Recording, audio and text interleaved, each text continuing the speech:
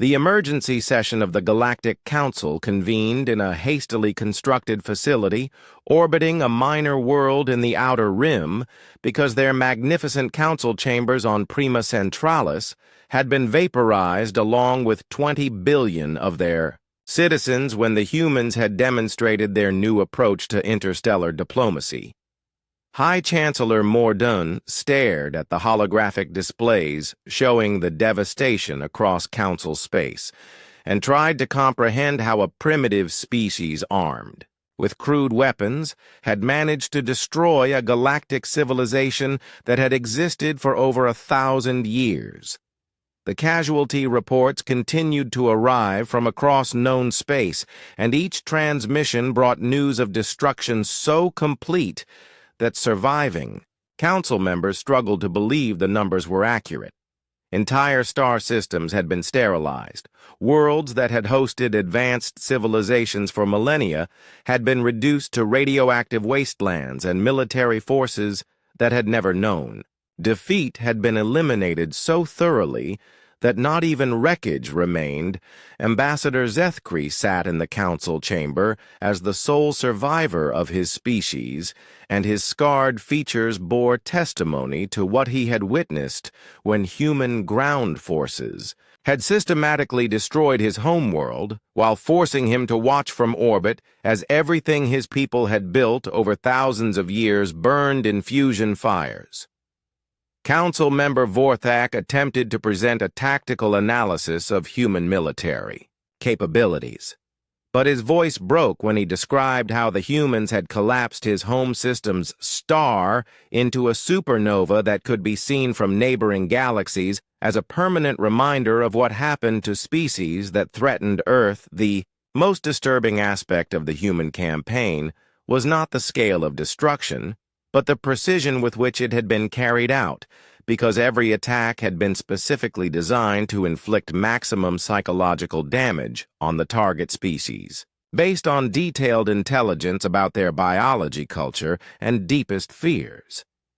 Admiral Kenthra reported that human forces had demonstrated technological capabilities that exceeded Council understanding. They had weaponized gravity itself, turned stars into bombs, and transformed entire worlds into monuments to human determination, while moving through council space faster than any civilization should have been able to achieve. The survivors were forced to confront the reality that humanity had not simply defeated the council through superior firepower. They had approached warfare with a mindset that no galactic species had ever encountered, treating the complete annihilation of their enemies as an acceptable solution to political disputes. Dr. Yenthal of the Science Directorate presented his analysis of human tactical doctrine and concluded that these primitives had evolved on a world so dangerous that their entire species had been forged into weapons through millions of years of constant struggle against predators, natural disasters, and each other. While Council species had developed advanced technology through peaceful cooperation and gradual progress, humans had achieved spaceflight by channeling their capacity for violence into scientific innovation, creating a civilization that treated warfare as the ultimate expression of their problem-solving abilities. The intelligence reports from the human campaign revealed planning and coordination that should have taken decades to develop, but the humans had somehow reverse-engineered Council technology and improved upon it within months, while simultaneously conducting the most devastating military operation in galactic history. High Chancellor Mordun reviewed the tactical summaries and realized that the Council had made a fundamental error in their assessment of human psychology. They had assumed that all intelligent species shared similar approaches to conflict resolution, but humans had evolved beyond such constraints. The human fleet had moved through Council space with the efficiency of a natural disaster, systematically destroying everything of strategic or symbolic value, while demonstrating that they had studied their enemies thoroughly enough to target each species' most vulnerable psychological pressure points. Council military doctrine had no response to human tactics because their entire approach to warfare was based on the assumption that civilized species fought to achieve political objectives while minimizing casualties, but humans had fought to eliminate threats completely and permanently. The emergency council session continued for days as surviving representatives tried to understand how their thousand-year galactic empire had been destroyed by a species they had dismissed as primitive savages, but the answer was becoming increasingly clear with each report from the devastated worlds.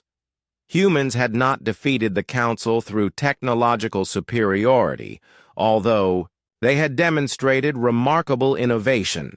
Instead, they had won by being willing to do things that civilized species considered unthinkable, applying levels of violence that made even experienced military leaders recoil in horror. Ambassador Zethkri spoke with the voice of someone who had witnessed the complete destruction of everything he had ever known, and his words carried the weight of absolute truth. These humans are not like us. They do not fight wars to achieve victory. They fight to ensure that their enemies can never threaten them again. The council chamber fell silent as the implications of that statement settled over the surviving representatives, because it meant that humanity represented something the galaxy had never encountered before, a species that approached conflict with the assumption that total annihilation of threats was preferable to negotiated settlements. Admiral Kenthra presented his final military assessment and concluded that further resistance to human expansion would result in the complete extinction of all Council species, because the humans had demonstrated both the capability and willingness to destroy entire civilizations in response to perceived threats. The debate that followed was unlike anything in Council history, because for the first time in 1,000 years, they were discussing surrender to a species they had initially planned to absorb into their empire. But the alternative was the complete elimination of Galactic Civilization High Chancellor.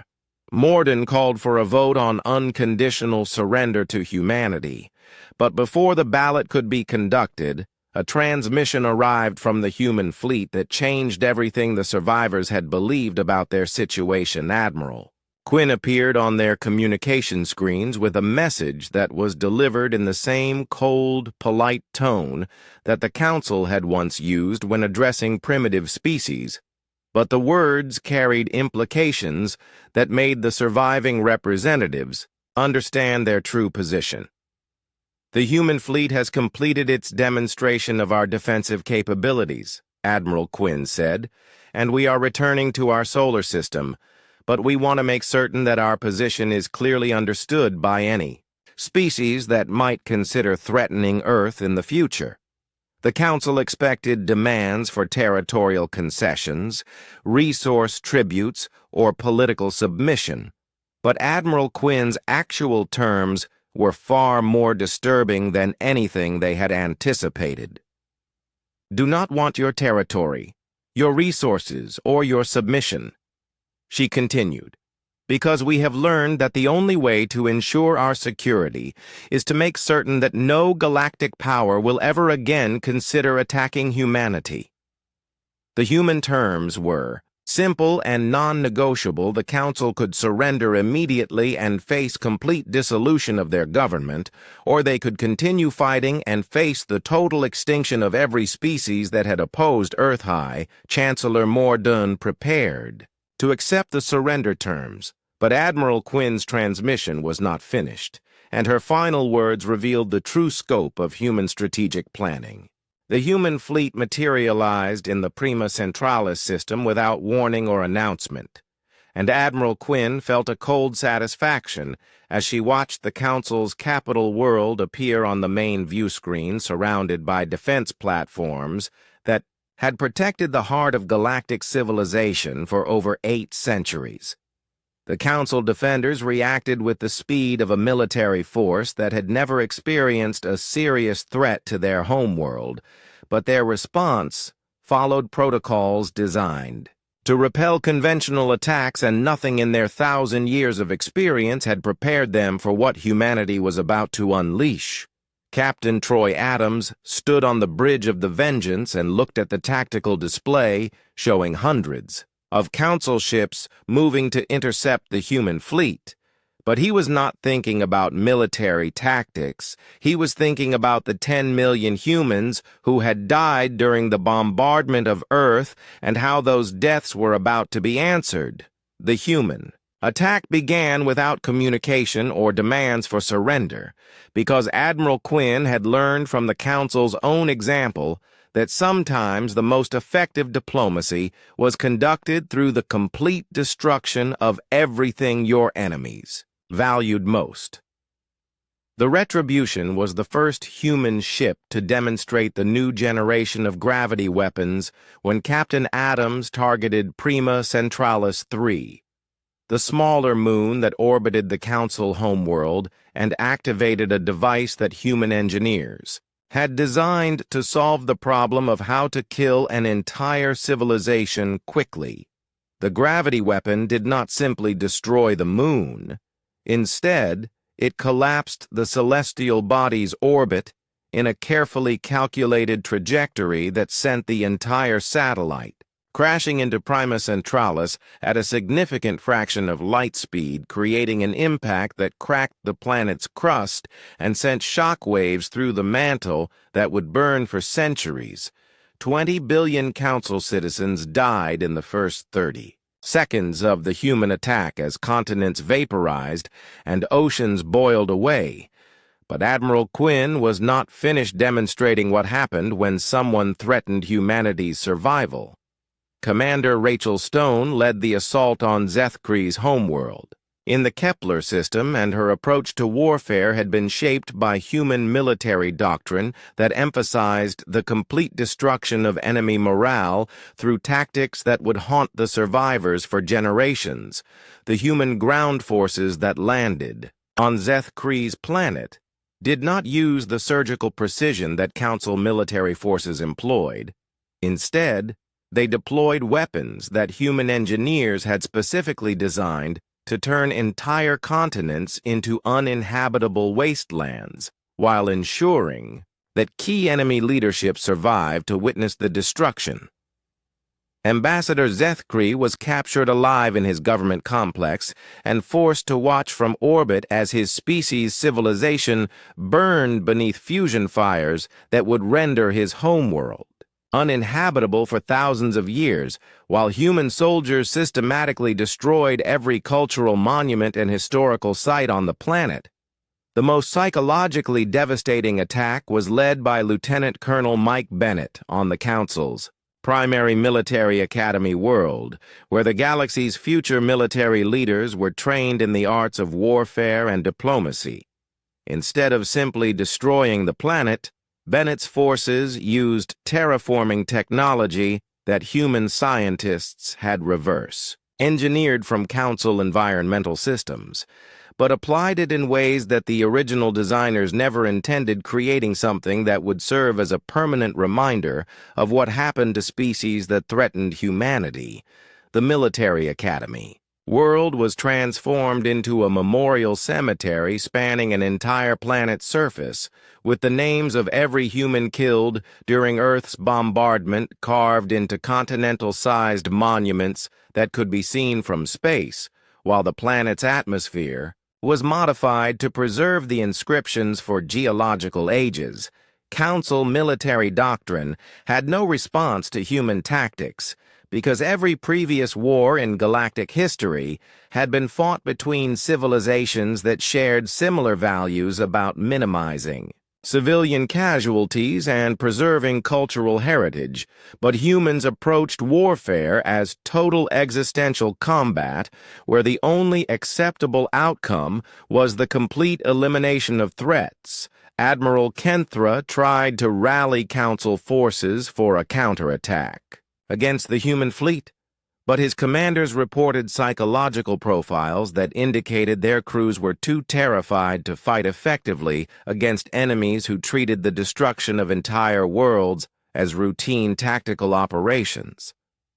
The speed of human operations was something the Council had never encountered because their own military campaigns were methodical affairs that lasted years or decades, while the human fleet moved from system to system, destroying everything of strategic value within hours of arrival.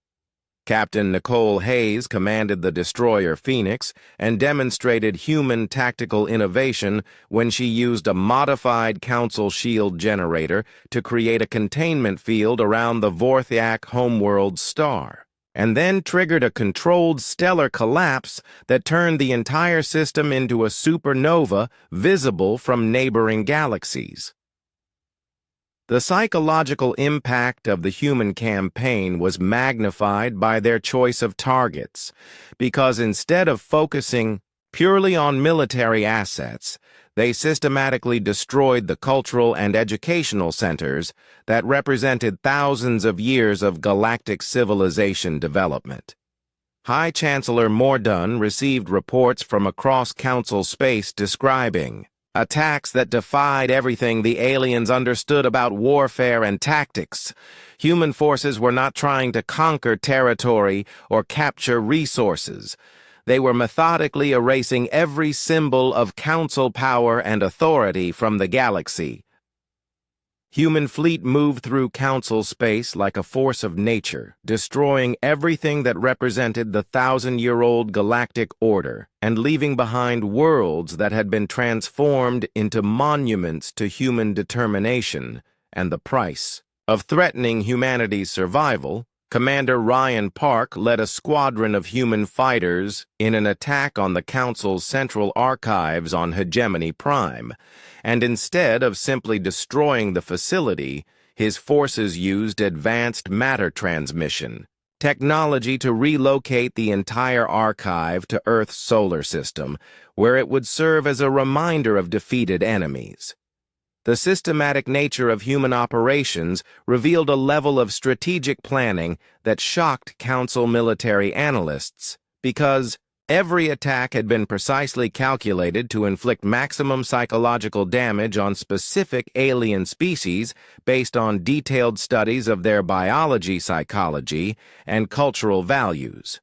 Admiral Quinn coordinated the campaign from her flagship and monitored reports from across the galaxy as human forces demonstrated that they had studied their enemies thoroughly and designed their retaliation to target each species' deepest fears and most cherished beliefs. The Council's emergency defense fleet assembled at the Nexus system for a final stand against the human invasion, but Admiral Quinn's response was to deploy a weapon that human physicists had developed specifically for dealing with large enemy formations concentrated in a single location. The gravity bomb that destroyed the Nexus system did not simply eliminate the Council fleet. Instead, it created a cascading collapse of local space-time that turned the entire region into a navigational hazard that would prevent any civilization from using those trade routes for millennia. Council survivors across the galaxy watched their military forces disappear and their homeworlds burn, while human ships continued their systematic destruction of everything that represented the galactic order that had existed for 1,000 years. The final phase of human operations began when Admiral Quinn broadcast a message to every surviving Council world, simultaneously using communication technology that bypassed all attempts at jamming or interference. "This is Admiral Zara Quinn of the Human Defense Force," she said, and her voice carried the cold authority of someone who had just demonstrated that humanity could destroy civilizations that considered themselves gods. "You attacked our world and killed our people. So we have come to show you what happens when you threaten something that humans love." The message continued with terms that made it clear humanity was not interested in conquest or occupation. They wanted every surviving council member to understand that Earth was now protected by a species that would respond to any future threat with the complete annihilation of everything the attackers valued. "We are returning to our solar system," Admiral Quinn said. "But we will be watching, and if any species ever threatens Earth again, we will come back and finish what you started here today." The human fleet departed Council space as suddenly as it had arrived, leaving behind the smoldering ruins of a galactic civilization that had ruled for centuries, and a clear message that humanity was now the dominant military power in the galaxy. Deep beneath the Colorado mountains, in facilities that had been built to survive nuclear war, Dr. Nathan Cross worked 18-hour days alongside humanity's greatest scientific minds to solve the impossible problem of how to fight enemies whose technology was centuries ahead of human development. The samples that Dr. Lisa Carter had collected during the first encounter with the Council ship Aurora provided the foundation for everything that followed. Her scanners had captured enough data about alien hull materials, energy signatures, and weapon systems to give human scientists their first glimpse into technology that operated on principles they were only beginning to understand. Dr. Cross had spent his entire career studying theoretical physics, and he had always believed that human ingenuity could overcome any obstacle, but looking at the alien technology samples, he felt like a caveman trying to understand a computer until he realized that humans had one advantage the Council had never considered. Every species the Council had encountered had developed through peaceful evolution on worlds where cooperation and diplomacy solved most problems, but humanity had clawed its way to dominance on a planet that tried to kill them every day through ice ages, asteroid impacts, volcanic eruptions, and predators that made humans the most adaptable survivors in the galaxy. The alien gravity weapons were elegant and precise tools designed by species that saw warfare as an unfortunate necessity. But Dr. Cross and his team approached the same technology with minds that had been shaped by 10,000 years of constant warfare, and they immediately saw possibilities that the original designers had never considered. Instead of using gravity manipulation for surgical strikes, the way the Council did, human engineers scaled up the technology and created weapons that could collapse entire star systems by destabilizing the gravitational fields that held solar systems together, turning the aliens' precise tools into weapons of mass destruction. Dr. Sarah Kim led the team working on plasma technology and discovered that human manufacturing techniques could create plasma containment fields that were less stable than the Council versions but far more destructive when they failed. The aliens used plasma for clean, precise energy, while humans turned it into fusion bombs that could sterilize entire planets. The breakthrough came when Dr. Cross realized that humans did not need to match Council technology. They just needed to weaponize it in ways that the original designers never intended, because every piece of alien equipment had been created by species that fought wars to minimize casualties, while humans had learned to fight wars to maximize terror. Colonel Steve Murphy commanded the secret shipyards that had been built throughout the outer solar system, using materials mined from asteroids and powered by fusion reactors that human engineers had reverse engineered from Council energy signatures. The new human fleet took shape in facilities hidden behind the moons of Jupiter and Saturn.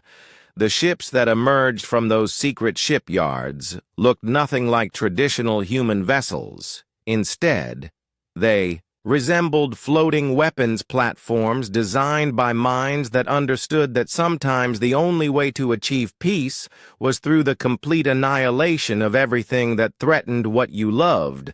Admiral Quinn coordinated the construction from her underground command center, and every day she received reports of progress that seemed impossible.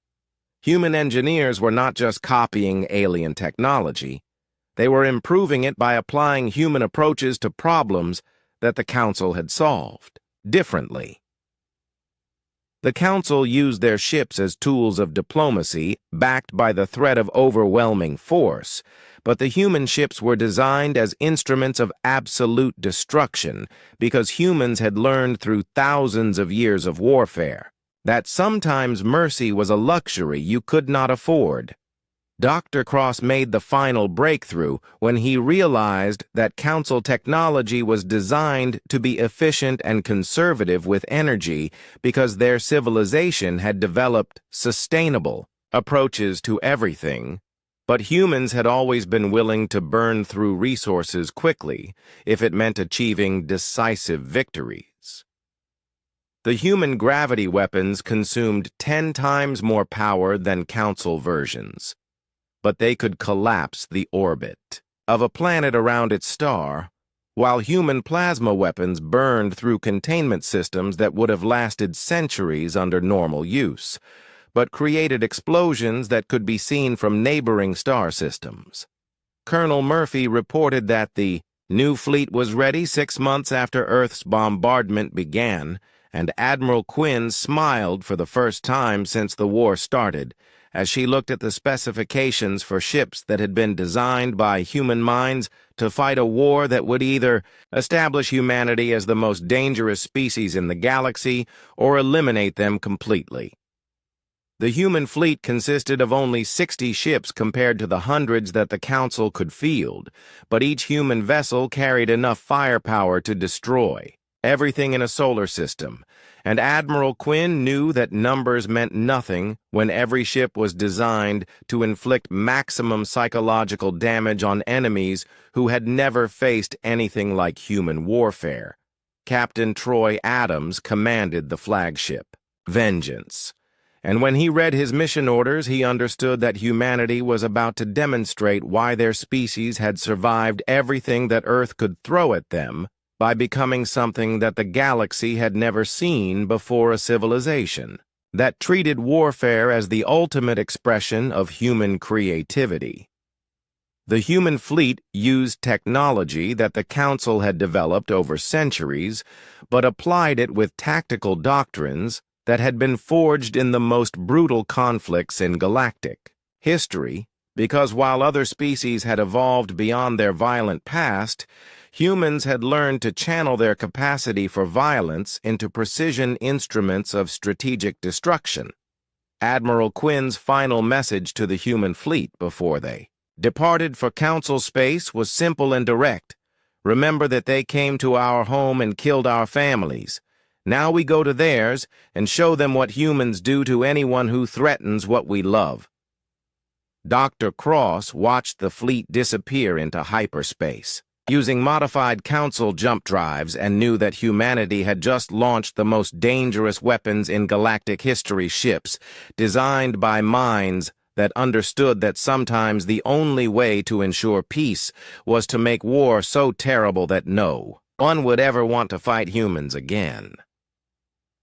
The Council's mistake had been assuming that humans were like every other species they had encountered, but Dr. Cross knew something that the aliens would learn soon enough.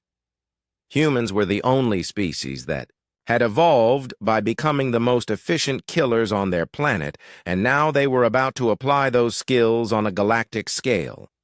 Lieutenant Colonel Mike Bennett led the ground forces that would follow the fleet, and his soldiers carried weapons that human engineers had designed specifically for fighting enemies who considered themselves superior to humanity. Every piece of equipment had been tested not just for effectiveness, but for its ability to create maximum terror in alien minds. The human approach to war was something the galaxy had never experienced, because while other species fought to achieve political objectives, humans fought to eliminate threats completely and permanently, which was why Admiral Quinn was confident that The Council would learn to regret their decision to attack. Earth Colonel Murphy reported that production facilities were already working on the next generation of human weapons, because even if the current fleet succeeded in stopping the Council, humanity would never again allow themselves to be vulnerable to alien attack. They would become strong enough that no species would ever dare to threaten Earth again. Dr. Cross realized that the Council had accidentally done something that nothing else in galactic history had accomplished. They had united humanity behind a single purpose and given human ingenuity the motivation to solve the ultimate engineering problem: how to become so dangerous that even gods would fear to attack them. The fleet that had departed for Council space carried with it the combined fury of a species that had learned to survive by becoming too dangerous to attack, and Admiral Quinn knew that when the shooting stopped, the galaxy would understand why humans had been the apex predators on every world they had ever called home. High Chancellor Morden stood before the assembled Council representatives in the great chamber that floated in the void between galaxies, and felt something he had not experienced in over 3 centuries: pure shock at the response that had arrived.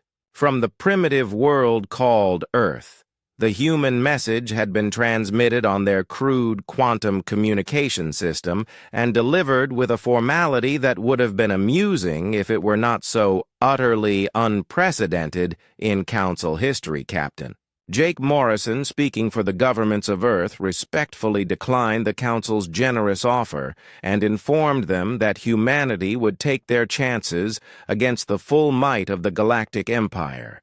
Never in the 1,000-year history of the Council had any species rejected their ultimatum, and Morden found himself staring at the communication device as if it had malfunctioned, because surely no intelligent species could be so foolish as to choose extinction over the prosperity of Council membership. Ambassador Zethkri stood at attention before the Council and reported on the encounter with the human vessel.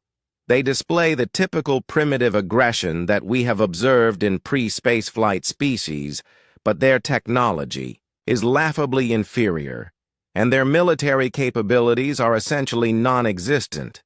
Council member Vorth Ak of the Hegemony Systems raised a concern that had been troubling many of the representatives. Chancellor, these humans may be primitive, but they have achieved interstellar travel without our guidance, and their psychological profiles suggest unusual levels of persistence and adaptability. Morden dismissed the concern with a wave of his elongated hand. All species believe themselves to be special until they witness the true power of the Council. These humans will learn the same lesson that hundreds of worlds have learned before them. The decision was unanimous and swift. The 7th Fleet would depart immediately for the Sol system under the command of Admiral Kenthra, with orders to demonstrate Council power in a way that would resonate throughout the galaxy for generations. No species would ever again dare to refuse the Council's generous terms of surrender. Admiral Kenthra was a veteran of 40 conquest campaigns and had never lost a single engagement against primitive species. The human fleet that waited in Earth's orbital space consisted of barely 40 vessels against his 200 ships equipped with plasma cannons that could vaporize mountains and gravity weapons that could crack planetary crusts. The journey to Earth took only days using Council hyperdrive technology, and when they dropped out of hyperspace at the edge of the Sol system, Kenthra was surprised to find the human fleet waiting for them in battle formation, instead of fleeing to the outer planets, as most species did when faced with inevitable defeat. Admiral Kevin Barnes commanded the Earth Defense Fleet from his flagship, Determination, and even though he knew his ships were outmatched by every measure of military technology, he had spent the 30 days preparing for this moment by studying every piece of information they had gathered about Council tactics and capabilities. The human ships were smaller and slower than the Council vessels, but they had been equipped with every weapon system that Earth's military could produce: nuclear missiles, plasma cannons, kinetic projectiles, and experimental weapons that had never been tested in actual combat, because humanity had never faced an enemy that required such desperate measures. Admiral Kenthra opened communications with the human fleet, expecting the usual last-minute plea for mercy that primitive species always transmitted before their inevitable destruction. But Admiral Barnes surprised him with a message that was both simple and defiant. "This is Admiral Kevin Barnes of the Earth Defense Fleet. You came here to teach us a lesson about power, so let's see what you've got." The battle began immediately as Council ships launched their opening barrage of plasma fire that lit up space like miniature suns, but the human ships did not scatter or retreat as expected. Instead, they charged directly into the Council formation with a savagery that shocked the alien crews who had never encountered such desperate courage. Captain Nicole Hayes commanded the destroyer Defiant, and when her ship took critical damage from a Council dreadnought, she did not abandon ship or surrender. Instead, she locked her navigation system on a collision course with the enemy vessel and rammed her burning ship directly into its command section, destroying both vessels in a massive explosion that lit up half. The Solar System Commander Ryan Park led his squadron of fighters in attack runs that defied all tactical logic, flying directly into the firing arcs of Council capital ships and launching every weapon they carried before their ships were vaporized by return fire. But each suicide run took out weapon systems and shield generators on ships that were supposedly invincible. The human tactics made no sense to Admiral Kenthra, who had studied warfare for centuries. These primitives were throwing away their lives for minimal tactical advantage when they could have preserved their forces for a more strategic retreat. But as the battle continued, he began to realize that humans did not think about warfare the same way other species did. 6 brutal hours the space around Earth burned with the light of dying ships, and Admiral Barnes watched his fleet disappear vessel by vessel.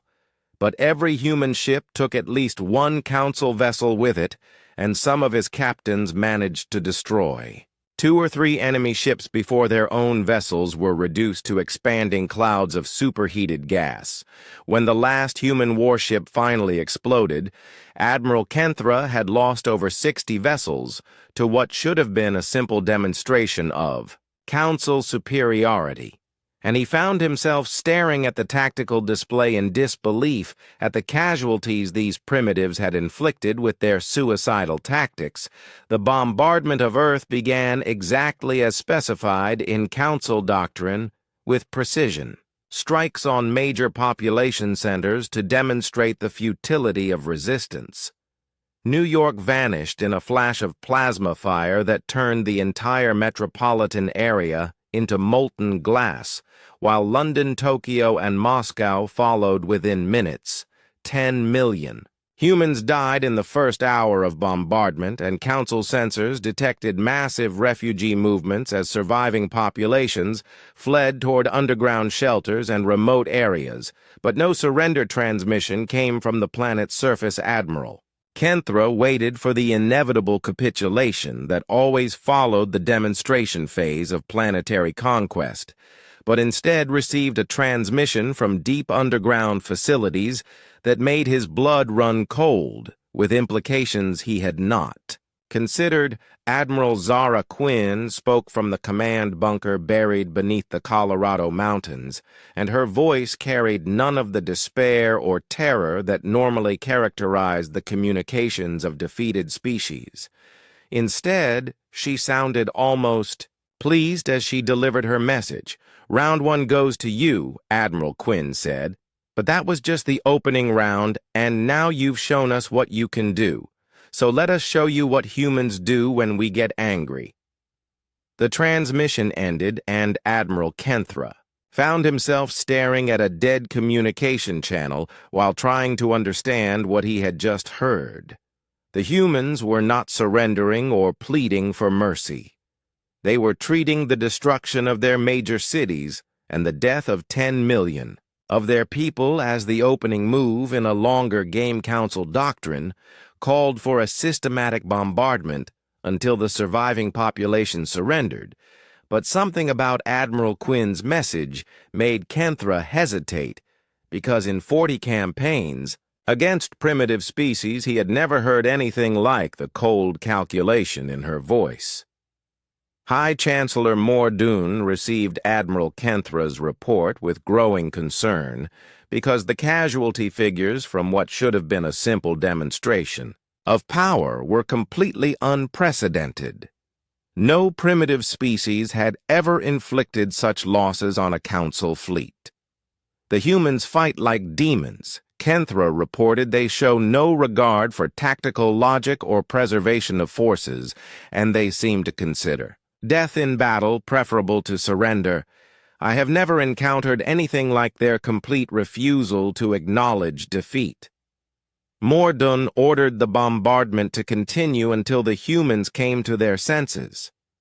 But privately, he was beginning to wonder if the Council had encountered something that their 1,000 years of experience had not prepared them to handle a species that might actually prefer extinction to submission as the days passed and the bombardment continued. The human population retreated deeper underground, but still no surrender came, and intercepted human communications, suggested they were using the time not to prepare surrender terms, but to plan some kind of retaliation against forces that vastly outmatched their primitive technology. The last communication from Earth came 7 days after the bombardment began, and it was broadcast on every frequency simultaneously so that every council ship would receive Admiral Quinn's final message. "Thank you for the demonstration," she said. "Now let us show you what happens when you hurt something that humans care about." The deep space exploration vessel Aurora drifted through the void between stars when the alien ships appeared around them like ghosts materializing from nothing. Jake Morrison felt his stomach drop as he watched the viewscreen fill with massive vessels that dwarfed his ship by 1,000 times, each one gleaming with strange metal that seemed to bend light around its edges. And Captain Morrison had seen many things in his 20 years exploring the galaxy, but nothing had prepared him for this moment when humanity would meet its first alien intelligence. The communication array crackled to life with sounds that hurt human ears to hear, but the universal translator that Dr. Lisa Carter had been working on for months finally kicked in and translated the harsh alien speech into words that chilled every human soul aboard the Aurora. "We are the Galactic Council, and you are now subjects of our authority," the voice said without any warmth or emotion. "Your species will submit to our rule or face complete annihilation." Jake Morrison looked around his bridge at the faces of his crew and saw the same mixture of fear and defiance that he felt burning in his own chest. Commander Alex Rodriguez stood at the weapons station, though. They all knew their small plasma cannons would be useless against ships that massive Dr. Carter was recording everything with her instruments, while Communications Officer Tom Brady tried to establish a clear channel back to Earth. The alien voice continued with the same cold certainty that spoke of absolute power. "Your primitive world has 30 standard galactic days to surrender all military assets, accept placement of a council governor, and submit to our taxation and resource extraction. Protocol's failure to comply will result in the sterilization of your planet and the complete elimination of your species." Jake Morrison had been chosen to lead humanity's first deep space mission because he never backed down from a fight, even when the odds were impossible. But looking at the alien fleet surrounding his tiny ship, he understood that humanity was facing something beyond anything they had ever encountered. These aliens spoke of destroying entire worlds, like humans might talk, about swatting flies. Ambassador Zethkri materialized on their bridge through some kind of transport technology that made the air shimmer and twist. The alien stood nearly 8 feet tall with skin that looked like polished obsidian and eyes that glowed with inner fire. Its voice bypassed their translators and spoke directly into their minds with words that carried the weight of absolute authority. "Your species shows promise," the alien said, "but promise without submission is worthless. We have brought order to over 300 worlds, and their peoples now live in peace under our guidance. You will join them, or you will join the extinct civilizations that chose defiance." Dr. Carter stepped forward with her scientific curiosity overriding her fear and asked how many species have refused your offer.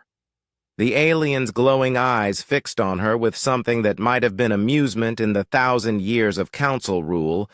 "Only 7 species have been foolish enough to refuse our generous terms. All 7 worlds are now sterile rocks drifting through space as monuments to the futility of resistance."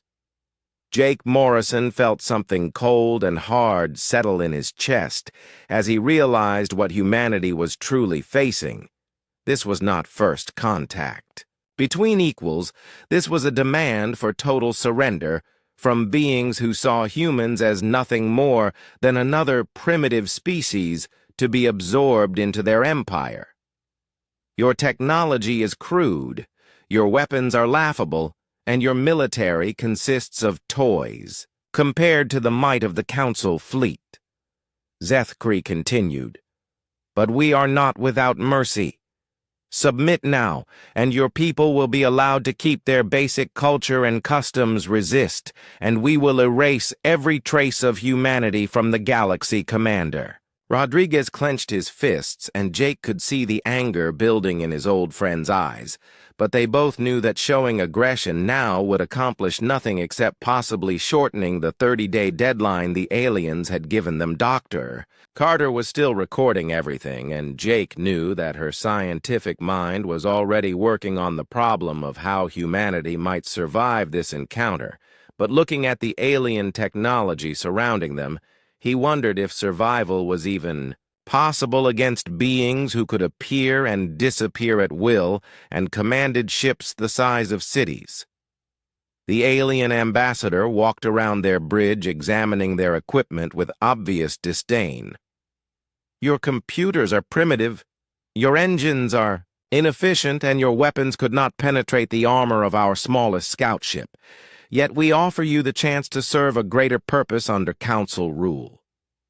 Jake Morrison had grown up in Texas, where his grandfather had taught him that sometimes a man had to stand up and fight even when he knew he was going to lose. But this was not just about one man or even one family. This was about the entire human race, and every decision he made in the next few minutes could determine whether humanity lived or died.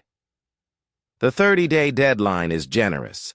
Zethkri said most species require only hours to see the wisdom of submission, but we have observed that some primitive races need time to overcome their initial fear and accept the inevitable.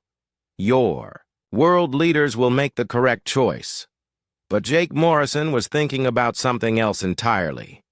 He was thinking about his great-grandfather who had fought in World War II, and his grandfather who had served in Vietnam, and his father who had been a Marine, and all the stories they had told him about what it meant to be human when everything was on the line. "We will carry your message to Earth," Jake said finally, "but I think you should know something about humans that might not be in your files." The alien's glowing eyes fixed on him with renewed interest. "We don't surrender." The words came out harder than Jake had intended, and he saw several of his crew members straighten their shoulders as they heard the defiance in their captain's voice. "We never have and we never will." Zethkri's expression did not change, but there was something different in its glowing eyes as it studied Jake Morrison more carefully. Then we shall see Captain Morrison, whether human stubbornness is stronger than galactic reality. 30 days. The alien vanished in a shimmer of light, and the massive ships around them began to fade back into whatever dimension they had emerged from, leaving only empty space, and the small human vessel drifting. Alone between the stars, Alex, Rodriguez was the first to break the silence. Jake, we need to get this message to Earth as fast as possible. Dr. Carter was already working at her station, downloading everything her instruments had recorded, while Tom Brady established the quantum communication link that would carry their message across the light years to Earth in a matter of hours. As Jake Morrison sat in his captain's chair and began composing the message that would change human history forever, he thought about what the alien had said about the 7 species that had refused to submit, and wondered if humanity would become the 8th extinct civilization, or if they would find some way to prove that humans were different from every other species the Council had encountered.